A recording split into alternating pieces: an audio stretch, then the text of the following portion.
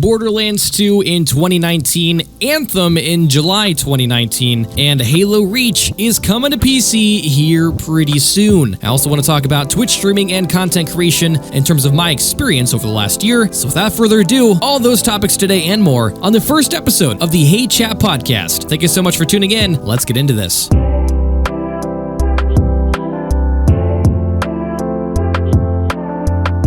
Welcome, listeners. My name is Buckeye. If you guys are not familiar with me, I am a content creator around gaming. I do things such as a YouTube channel and Twitch stream, both of them centered around games such as Destiny, Halo. Right now I'm playing Borderlands and quite a few other things similar to that. But really, I've just been around the gaming sphere for years and years and years, and I've also made content for said gaming for years and years and years.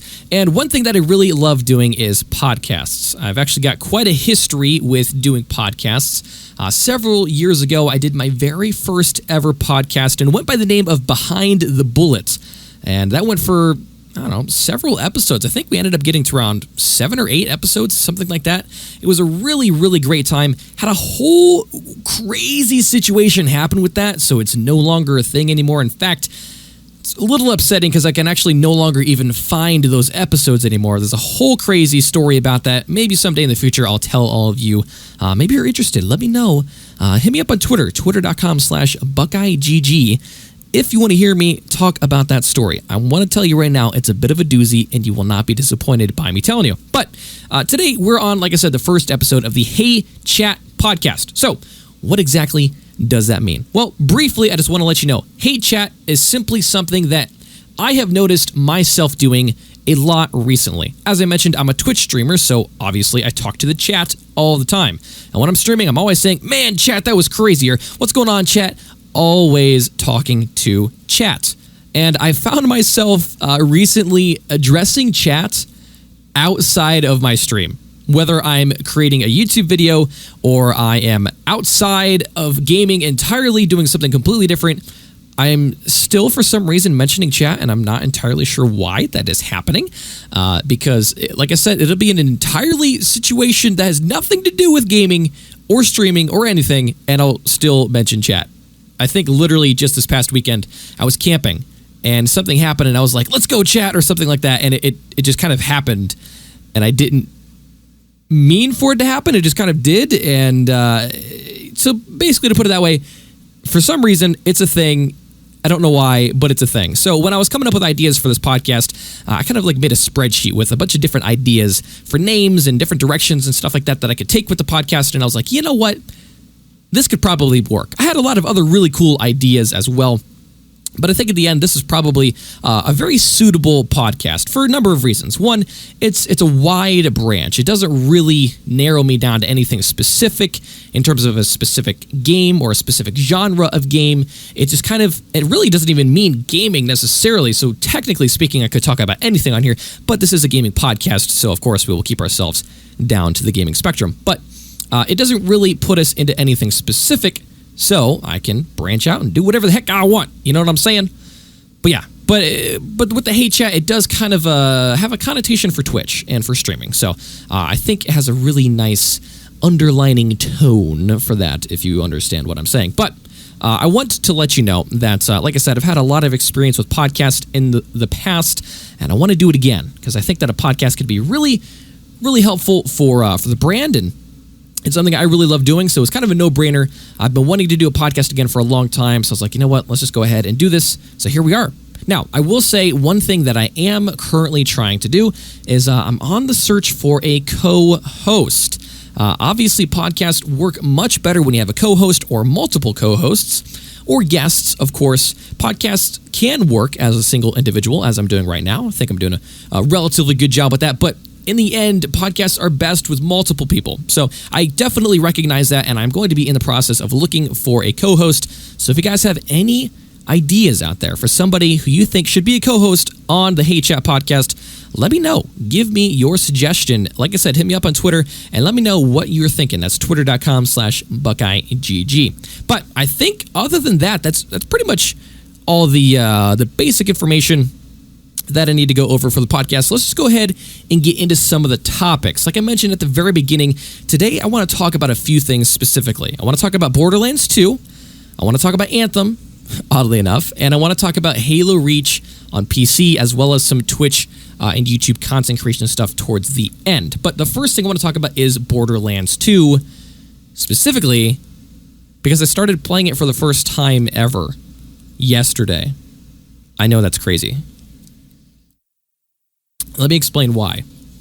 So, well, I don't know if I can really explain why. But anyways, the game came out in 2012. It's currently 2019, and I'm finally playing this game. So get your disdain away. I know that you're already fuming with rage at how ridiculous of a statement that is for me to make, but it's just the fact of the matter. I apologize. It is what it is. But I started playing it. The Steam Summer Sale had the Borderlands Handsome Collection, which is like a $243 value, I think it is, they had it for like $5. $5 for $250 worth of stuff. And I was like, you know what? Enough procrastinating, enough saying not today. Let's just buy this stupid thing, for crying out loud. I actually got it for free on PlayStation through PlayStation Plus, but on my account on PlayStation, I don't even have PlayStation Plus. It was my brother's account, and I don't know if it's a new policy or what, but apparently, if you don't have PlayStation Plus yourself, you cannot play games that were downloaded using PlayStation Plus, which I was not aware of before. I don't know if it's a new thing, but it's definitely a thing. So I was not about to play the Handsome Collection on my brother's account. So I was like, you know what? Screw it, dude. Let's just actually buy the freaking Handsome Collection. Plus, it'll be on PC. We'll be able to play it in that crisp goodness with the mouse and keyboard, So I was like, yeah, let's just do it. So I bought it, got it all downloaded. I was actually astonished by how small of a file Borderlands 2 was. It was like 10 gigs, and that was it. The entire game with all the DLCs that I got. I don't know if I did something wrong or what, but yeah. It was very, very small. Anyways, into my experience with it. Yesterday, Destiny 2 was going to be down for a bit during my stream time period. So I was like, you know what? Let's just go ahead and play Borderlands 2 instead. It's a similar game in terms of the fact that it's a looter shooter. And I've never played it before, so might as well do it on stream. So I jumped into it, and I played for quite a bit, about 2 straight hours worth of Borderlands 2. And I gotta say, I had an absolute blast, which I wasn't necessarily not expecting, but it was one of those things where it was like confirmation of what everyone else had already experienced that I wasn't necessarily anticipating to have for myself. I know that millions of people love and adore Borderlands 2 and think it is like the pinnacle of looter shooters. But I wasn't necessarily expecting me to go into that and have that immediate experience. But I will say that in the now 4 hours of time that I have played the game, I love every second that I have played of this game. For a number of reasons. One reason, actually, that kept me from playing the game in the first place was the art style. I was never extraordinarily sure about the art style. It was extremely unique. And as a digital artist myself, I'm going to college as a digital artist, I appreciate uniqueness in art styles. I love seeing an artist's unique take on a specific type of thing, and that is 100% what Borderlands is. It is a very unique take on an art style. It could very easily be done in a more realistic format. I mean, you look at Destiny, yes, it's a space magic thing, but it still has a grounded sort of realisticness to it, right? Borderlands, on the other hand, is straight out of a comic book and plastered onto your console or onto your PC with your mouse and keyboard and controller. It's extremely different. And I've always had that sort of weird barrier of entry for me, and like I said, one of the reasons why I never actually picked up the game, because I wasn't too sure about the art style. I wasn't sure if it was something that I would personally enjoy playing. But as I played, I quickly sort of got into the understanding that, okay, I actually really like this. So one of the biggest cons from the game going into it actually turned out to being one of the biggest pros for me, at least so far. Like I said, I'm about 4 hours of playtime into it so far. So I actually really like the art style, and I appreciate how that it is something that really sets the game apart from other looter shooters. So that was one of the things that I kind of really noticed. But the other thing that I noticed that's really interesting is just the mass variety of things that you can do in the game. From a weapon, gear, and... Well, yeah, we'll just look at it that way. Weapon and gear perspective, right? The sheer type of weapons in Borderlands 2, and like I said, I'm only 4 hours into this game. This is likely going to increase exponentially into the craziness tier that I'm not even aware of yet, right? That's obvious. But at the low level that I am right now, I think I'm level 8 right now, the variety of weapons is actually quite crazy. In fact, just today when I finished my stream, I started using dual pistols that both had incendiary shots on it that would explode my enemy. That's crazy. I was using 2 weapons that was doing that. And then before that, I was using a sniper and a shotgun, and the variety of weapons that you could use and the variety and how they operated was awesome. And I come from a Destiny background, right? I played Destiny before I played Borderlands. And in Destiny, there are some really cool, unique, various weapons, but I will say in the first 4 hours of playing Borderlands, the variety in weapons is definitely larger so far than in Destiny. And I don't think that's necessarily a bad thing. I think it's just a style of game thing. Destiny isn't necessarily about the wacky stuff and more about the fine-tuned thing with the occasional interesting weapon. I think that's more about how Destiny operates. And Borderlands so far seems to be like, what can be crazy? Okay, John, put it together, send it out, ship it. That seems to be my experience so far with Borderlands. And I love it. It's awesome. But with that same light, I'm also running into a lot of weapons that are just straight up terrible, so it's mildly frustrating as well as being really cool. So I'm working on finding some good weapons that I can kind of roll with and I have any problems with. We'll see how long it takes us to get there, but I'm only level 8, like I said. Only level 8, and I imagine that this is a game that I can continue to play for forever. But truthfully, the reason why I ended up getting it, along with the fact that it was, of course, on the Steam Summer Sale, was that Borderlands 3 is coming out, like I said, in just a few weeks. I think maybe a month exactly or something along those lines. Here in September is when it comes out. So I kind of wanted to get my feet wet and see what exactly I was getting myself into, because I'm extremely excited for Borderlands 3. It looks fantastic, but up until 2 days ago, I never played a Borderlands before. So I was like, well, I kind of want to see what everything is about, how things are going to operate, that kind of thing. So that's one reason why we're playing Borderlands, and I gotta say, so far, my experience has been nothing but positive. I am truthfully enjoying all of my experience so far. It's been pretty awesome. So, yeah, I'm pretty excited about Borderlands. I don't know if we're going to stream it anymore the rest of this week because I've been taking a lot of time away from Destiny and I am getting behind. The freaking Bad Juju just came out and I got some work to do, you know what I'm saying? I still haven't even gotten the Lumina from last week because I was camping and working and all kinds of stuff last week. So, yeah, Borderlands 2, pretty dope. Going to be back on it here soon for sure. We'll probably have to follow up next week and see how far that we've gotten in it for all of you that are interested. But let's go ahead and move into the next topic. I want to talk about Anthem, actually. Ironically, going from Borderlands 2, arguably the greatest looter shooter to ever reach the gaming world, to perhaps the biggest flop of a looter shooter to ever reach the gaming world. Yes, I think the Anthem flopped harder than The Division. I really do. For two reasons. One, it fell apart instantly. Secondly, it never sold that well in the first place. So, at least The Division can say that they were the highest grossing IP for... Oh, geez. I mean, I think they've been toppled now, but at the time, they were like the highest grossing brand new IP ever. It was pretty crazy. But anyways, I want to talk about a specific thing with Anthem. I don't want to go too far into Anthem, but I want to talk about a very specific thing. With Anthem, I'm going to make this simple statement. I am glad I did not pre-order Anthem. Because looking at Anthem now, that game, like I just mentioned, ended up being an absolutely colossal flop. An absolutely colossal flop. One that I truly don't think, I really do not think we will see a sequel to Anthem.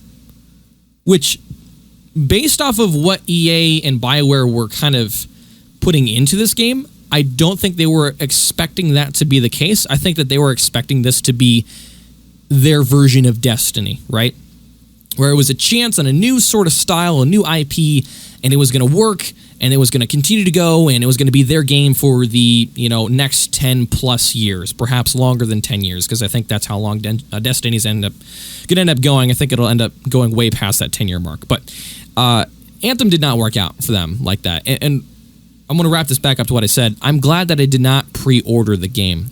A friend of mine was really, really, really excited about Anthem, and he wanted to go really hard on content creation and make a bunch of guides for builds and all kinds of stuff, right? He wanted to get super, super into Anthem. He thought it looked amazing.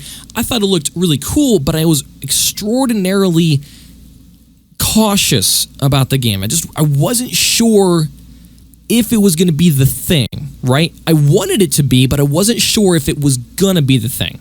And when I played the alpha, in fact, the last time I did a podcast was pre-alpha. It was the week before the alpha came out, or I guess they technically called it the demo for Anthem.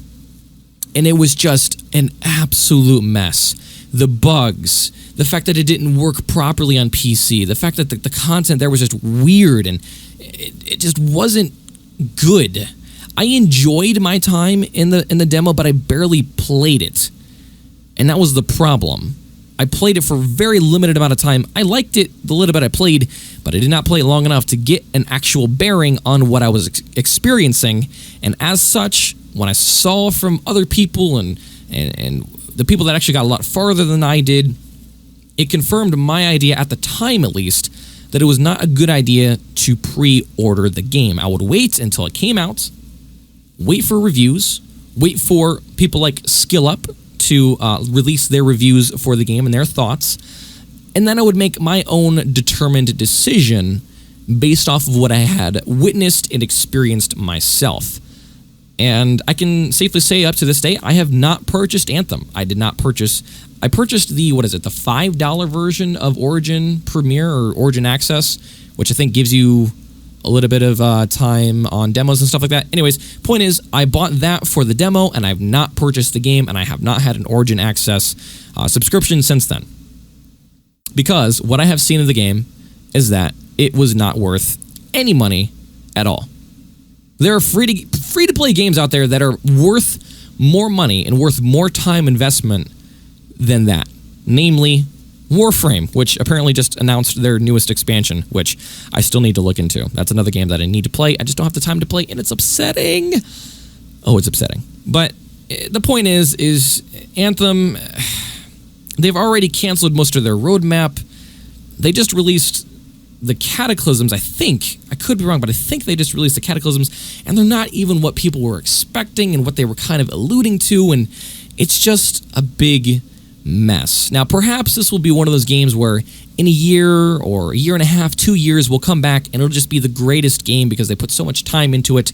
But the problem is that right now, there's zero reason to play that game. And EA keeps doubling down on their special mechanics, surprise mechanics, that they're not focusing on making a quality product and being honest with the gaming community. So, at the end of the day, I am glad that I did not pre-order Anthem, and I feel bad for those who did. Now, let's go ahead and move into the next topic. We're going to be talking about some Halo Reach on PC. So, I believe it was about 2 weeks ago at this point that Halo Reach had its very first PC flight, in which they had the single campaign mission. I don't remember the name of the mission, but it was a single campaign mission that you could play, you could loop it, you could set it up to multiple difficulties, but you couldn't really do anything in terms of settings or anything like that.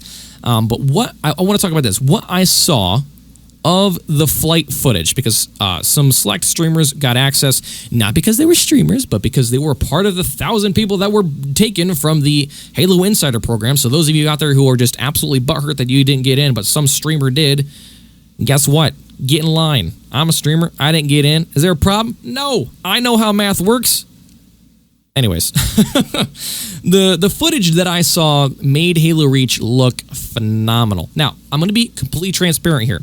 I've never been a massive Halo Reach fan. It's not like I'm some, oh my god, Reach, let's go, baby. I'm not that kind of person, okay? I'm not. I'd never played Halo Reach back in its prime, and when I have played Halo Reach, I've always preferred Halo 3 over Reach. That's just always been my way of looking at things, which is fine. That's how a lot of Halo fans look at it, and a lot of Halo fans look at Halo Reach and say it's better than Halo 3. Halo is a very convoluted community, let's put it that way. The point I'm trying to make here is that I've never really put too much time into Halo Reach, but I'm extraordinarily excited to do it now that it's going to be on my home native land of the personal computer.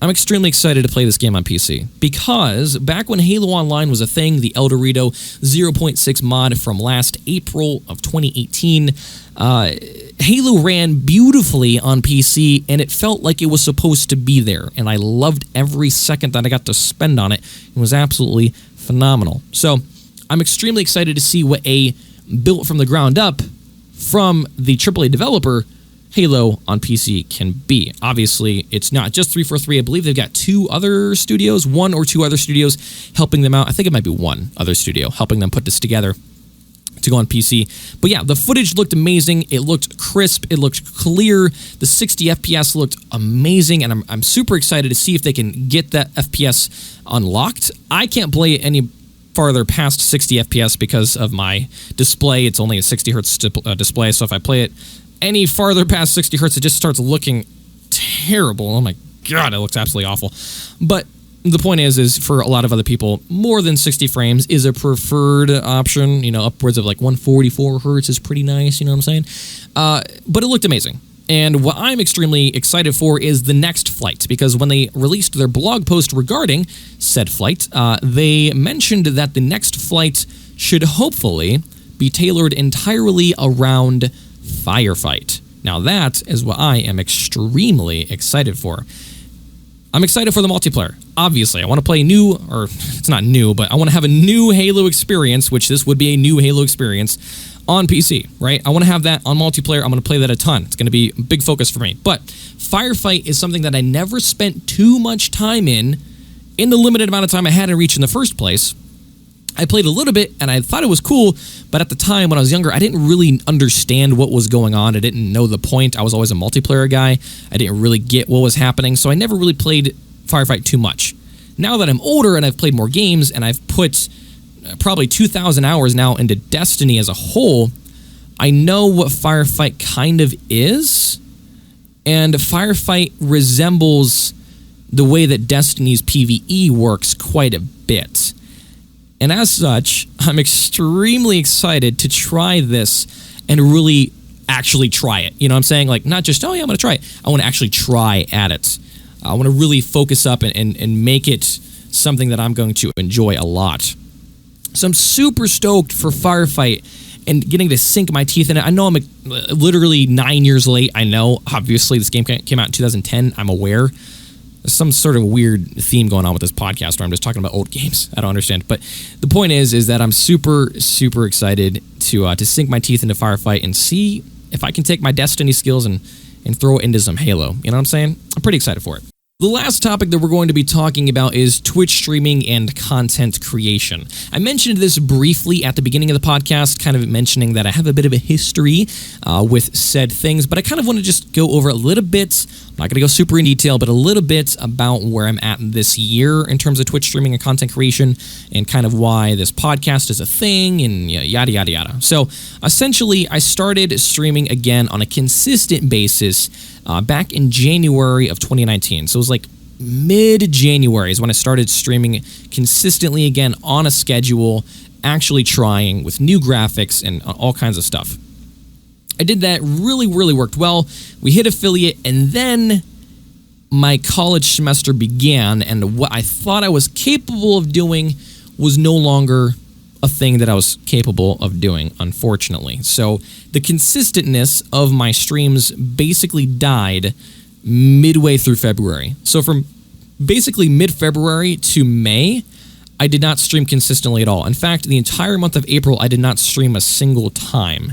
So I basically, all the momentum I had going on in January basically fell apart because I wasn't able to stream because I didn't have proper time management, and I was taking 5 classes at college as well as working 15 to 20 hours a week and also trying to stream, and content creation it was an impossible task for me. I could not do it. I also didn't make any YouTube videos outside of maybe 1 or 2 here and there. I didn't really make any content throughout that time period.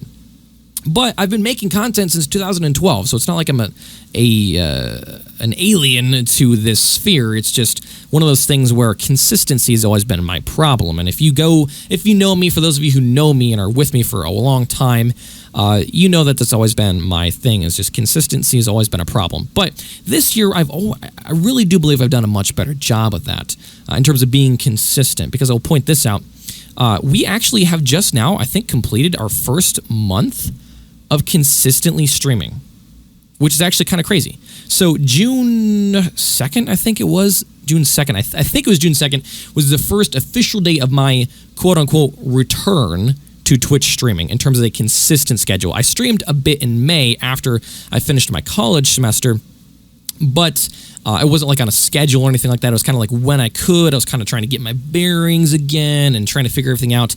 But now I'm working and I'm streaming, and that's the 2 things that I'm doing. And as such, I have a consistent schedule for my stream that I stream, Monday through Friday at 10:30 a.m. Eastern Standard Time. I always tell the stream, and I'm making YouTube content alongside it to coincide and cross-promote and all of the fun stuff, right? Content creation on a consistent basis centered around Destiny, Halo, and right now, like I was talking earlier in the stream, Borderlands 2, having a lot of fun with that. But yeah, I just kind of want to talk about that just a little bit. It's just explain kind of like where I'm at. So it's July 10th when I'm recording this. I'm not sure when this is going to go up for everybody, but July 10th is when I'm recording this. And as of now, we have completed our first month of consistent streams, and it's been awesome. It's really, really been great. We've really seen. The interesting thing is, in terms of our community, we have a really awesome core community, and it's really interesting when you start looking at numbers and stuff, because as weird as it is, I hate math, but I'm a numbers guy, right? I hate math, I hate doing math, all that stuff, but I'm super attracted to numbers, seeing views, and things like that. I'm super attracted to numbers. So I always pay attention to the stats of my streams to get an idea of how things are going, right?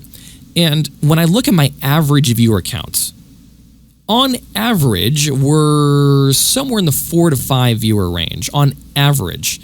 But we're gaining a lot of community members. It's one of those weird things that I'm noticing where we're gaining a number of members, but the average viewer count isn't necessarily reflecting that.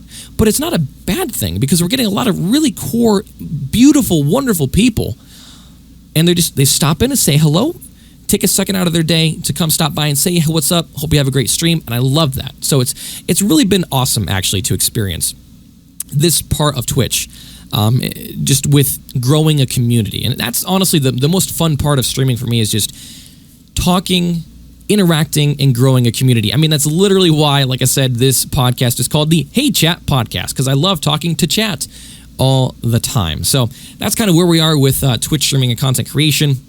YouTube videos, I'm kind of finding my way with YouTube videos right now as well. I'm finding a pretty cool, fun series that I like doing that I think is going to do well. We'll see. Maybe it won't, but I'm having a lot of fun with it. And that's truly, at the end of the day, it's really what matters, is that I'm having a lot of fun with it. And the people that are watching are also really enjoying it as well. But yeah, anyways, that's going to go ahead and do it for this first episode of the Hey Chat Podcast. Thank you, everybody, so much for stopping by. If you're still listening, you guys are absolute legends. Send me a tweet if you're still listening. Twitter.com/BuckeyeGG. I'm going to go ahead and take a moment to shamelessly self-promote as well. Like I said, if you want to check me out on Twitter, it's twitter.com/BuckeyeGG. I have a YouTube channel where I post YouTube content, whether it be gaming, around Halo or Destiny, or whatever the case may be. I post weekly on my YouTube channel. That is youtube.com/BuckeyeGG. I also have a Twitch stream where, like I said, I go live Monday through Friday at 10:30 a.m. Eastern Standard Time for about 2 hours, all those mornings. That is twitch.tv/BuckeyeBreeze. Buckeye Breeze, that is the name. Check that out, like I said, Monday through Friday at 10:30 a.m. Eastern Standard Time. I'm also got an Instagram. I believe that is instagram.com/Buckeye_GG. where I post clips and things like that. There also got a Facebook page, Buckeye GG as well over there. Basically, it's Buckeye GG. If you just look up Buckeye GG, I think you're going to find me basically everywhere. But anyways, this is a podcast where I would like to do this weekly. Honestly, I love doing podcasts like this. We're going to get a co-host. If you guys have any suggestions for co-hosts or people you want to have guests on the show, please send me a tweet, twitter.com/BuckeyeGG. Let me know. But other than that, thank you everybody for sticking around. I appreciate it. Hopefully this first episode was enjoyable for you. And expect more in the future. I love doing these things. So we're gonna do it, man. We're gonna do it. I'm excited for it. So hopefully you guys stay tuned for the future episodes. Have a great rest of your day / night, whatever it is for you. And I will see you in the next one.